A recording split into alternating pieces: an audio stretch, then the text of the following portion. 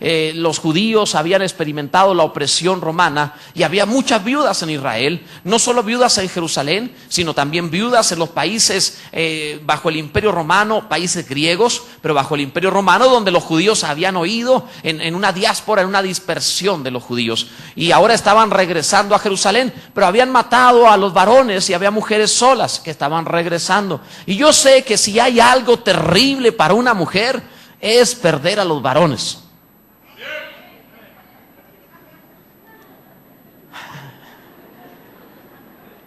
Fue tremendo eso, ¿verdad? No, dijeron, me miraron así como, ¿de qué habla? O sea, las hermanitas me vieron así como, no entiendo. O sea, los hombres gritaron amén, ¿verdad? Nomás los varones, pero las mujeres así como que, no sé lo que está diciendo. Pero que les faltemos, ¿verdad? No sé qué. Entonces las mujeres viudas estaban regresando y la iglesia pues empezó a ayudarles, porque en aquel tiempo no había tanta oportunidad de trabajo como hoy para las mujeres. En aquel tiempo realmente la mujer no tenía oportunidades. Hoy parece que las mujeres encuentran más trabajo que los hombres. Es increíble eso, es verdad. Hoy pareciera que hay más oportunidad de trabajo para la mujer, además de que no le da vergüenza. Porque una mujer puede ser abogada, puede ser ingeniero, puede tener títulos, maestría, doctorados, y si necesita se para en una esquina a vender tamales, o sea, no le da vergüenza. Ellas salen adelante, ¿verdad? Y el problema con los varones es que el varón sí le da vergüenza. Si es ingeniero y dice, no, ¿cómo yo me voy a parar ahí, verdad? Pues ponle ingeniero en tamales, pero párate ahí, o sea, saca a tu familia adelante, como sea, o sea, no te preocupes por eso. Sí. Un día recuerdo que tocaron a la casa dos varones, abrí la puerta y cuando los vi estaban bien vestidos y entonces me dijeron, le gusta que le lavemos el carro y que venían a lavar carros. Yo le dije, oiga, pero ustedes no se ven como gente que lave carros, que andaban bien vestidos, traían buenos zapatos. Y entonces me dijeron, lo que pasa, mire, es el licenciado fulano, yo soy el ingeniero fulano y andamos sin trabajo, entonces como no tenemos trabajo, pues el trabajo se consigue de 8 a 9, de 8 a 10 y como ya fuimos, lo hemos conseguido, no queremos llegar a la casa sin dinero, entonces lavamos carros para llegar a la casa y llevar algo de sustento. Yo dije, qué tremendo, yo quise abrazarlo, dije, así se hace, gloria a Dios, les va a ir bien por ese corazón, así se hace. Y desde luego quiere siempre bendecir a alguien así, porque esa gente siempre se levantará, siempre le irá bien. En aquel tiempo la mujer no tenía tanta oportunidad de trabajo como se tiene actualmente. En aquel tiempo la mujer literalmente tenía que vivir de la ayuda de los demás, porque hasta era mal visto que una mujer saliese adelante por sí misma. Por ese motivo había muchas viudas y había mucha necesidad. Entonces la iglesia, en la abundancia financiera que tenía, ayudaba a las viudas. El problema que había es que comenzaron los cristianos que venían de los países griegos a murmurar de los apóstoles diciendo, claro, los apóstoles son judíos de cepa pura, que no es cierto porque eran de Galilea. Pero bueno, ellos están ayudando nada más a las viudas judías de Jerusalén y le están dando menos a las viudas judías de los países griegos, las que vienen de la diáspora, de la dispersión. No están ayudando igual. Y cuando empezó esto, debes saber que toda murmuración tiene un propósito. El propósito no es la justicia, aunque abandera justicia. El propósito es desacreditar el ministerio, porque la obra de Dios estaba extendiéndose mediante la predicación de los apóstoles. Si puedes desacreditar a los apóstoles, desacreditas la palabra, la predicación de los apóstoles y detienes el evangelio. Toda murmuración tiene el propósito de inutilizar la palabra de Dios, porque una vez que le pierdes confianza a una persona, cuando oyes su predicación, nunca más vuelves a creer, nunca más vuelves a poner atención. Ese era el motivo real de la murmuración, detener el reino de los cielos, que estaba creciendo la iglesia, extendiéndose de una manera impresionante. Entonces dice la escritura que los 12 convocaron, dice Hechos 6:2, entonces los 12 convocaron a la multitud de los discípulos y dijeron, no es justo que nosotros dejemos la palabra de Dios para servir a las mesas. Buscad pues, hermanos, de entre vosotros a 7 varones de buen testimonio,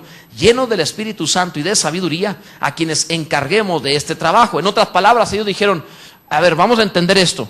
Si por hacer este tipo de trabajo de misericordia se va a desacreditar la palabra de Dios, entonces dejemos esas obras de misericordia que otros las hagan, porque lo primordial es la palabra de Dios. Nosotros nos dedicaremos a la oración y a la palabra.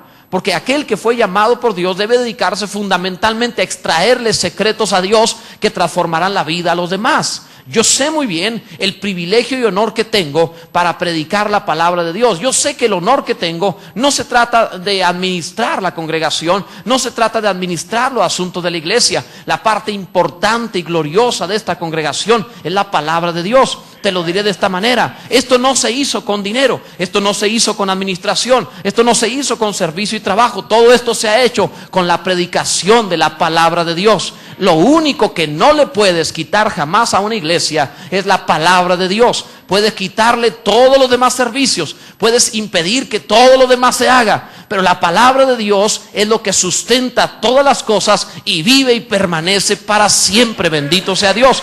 La palabra era lo que estaba en juego, así que los discípulos pensaron en cuidar esa acreditación, por decirlo así, además de no cansarse sobremanera. Por tal motivo, ellos dijeron: nosotros persistiremos en la oración y el ministerio de la palabra. Todos los días, todo aquel que sienta en su corazón un llamado a Dios debe saber que debe dedicarse a la oración y a la palabra. Ese es mi trabajo. Lo demás lo hago de gratis, pero mi trabajo real es la oración y la palabra. Todo lo demás que trabajo es simplemente una añadidura. El trabajo fundamental es la oración y la palabra. Entonces, en este sentido, los apóstoles tomaron esa decisión, y ahí es donde aparece un hombre llamado Esteban. Ellos dijeron: denos varones de buen testimonio, llenos del Espíritu Santo, de fe, que podamos encargarles este trabajo, llenos de sabiduría, también dijeron, y nosotros nos dedicaremos a otra cosa.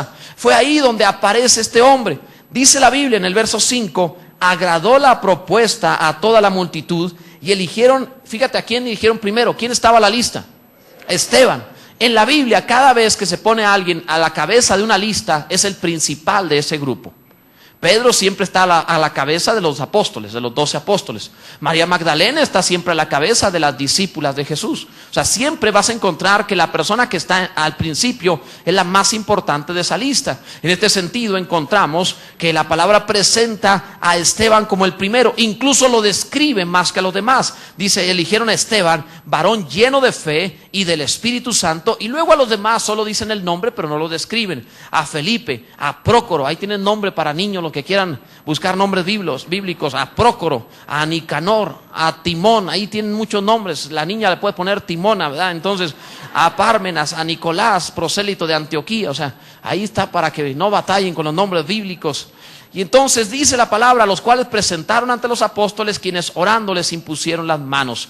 Ahora, pon atención a esto. Muchas veces nosotros vemos la gloria y no conocemos todo el trasfondo que tiene esa persona. Me acuerdo una vez haber oído esta frase que se me hizo muy fabulosa: conoce su gloria, pero no conoce su historia. Y es cierto, Esteban lo vemos aparecer como un grande, pero no sabemos cómo surgió. Él surgió primero como diácono, un servidor de mesas. Alguien que, aunque parece que su trabajo es servir las mesas, debe saber que su trabajo no era solo servir mesas. Su trabajo era proteger la reputación del ministerio. No se eligieron diáconos solamente para hacer un trabajo. Se eligieron diáconos para proteger el ministerio apostólico. ¿Por qué razón? Porque la Biblia dice que la iglesia es puesta sobre el fundamento de apóstoles y profetas. Y los apóstoles y profetas de la iglesia de Jerusalén eran los apóstoles, los 12 discípulos de Jesús. De tal manera que si se desacredita al ministerio, a los 12 apóstoles, estás quitándole el fundamento a la iglesia. La importancia de Esteban no es solamente servir. La importancia de todo servidor en una iglesia no es solamente hacer algo. La importancia de un servidor es cuidar el ministerio de una iglesia, que exista fundamento en una congregación apostólico para que pueda sostenerse la obra, siempre creciendo y siempre llegando a mucho más. El que me está entendiendo puede decir amén, bendito sea Dios. Entonces, ahí aparece Esteban